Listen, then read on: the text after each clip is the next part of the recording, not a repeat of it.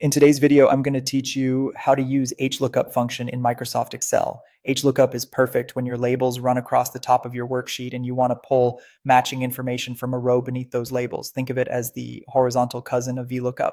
Before we start, make sure your data is organized left to right, headers in the very first row of your range, and the values you want to return in rows below. Avoid blank columns within the lookup row and keep your labels consistent. Open Excel and pick the cell where you want the result to appear. Begin by typing HLOOKUP. Excel will prompt you for 4 pieces of information: the lookup value, the table array, the row index number, and the match mode. For the lookup value, choose what you're searching for in the top row. You can type a value directly like Q2, but referencing a cell is better because it lets you change the search quickly without editing the formula. Next, select the table array. Click and drag to highlight the entire block of data, including the header row and every row that might contain the return value.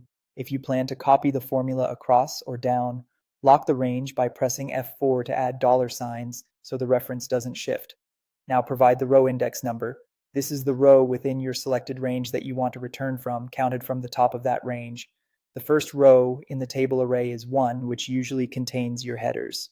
If your first row of actual data is right under the headers, you'll likely use 2. Use 3 for the next row, and so on. If you choose a number larger than the table has, you'll get an error. Finally, choose the match mode. Use false or 0 for an exact match. This is the safest and most common choice, especially for text or unsorted data.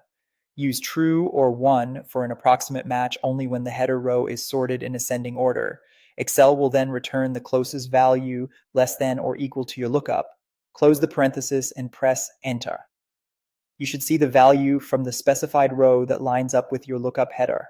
If you see an error like header NA, double check that the lookup value exists in the first row, that there aren't extra spaces, and that your row index is valid. Once it works, you can fill the formula across or down as needed, and remember to keep those absolute references in place to avoid shifting ranges. That's HLOOKUP in action: simple, flexible, and great for horizontally structured data.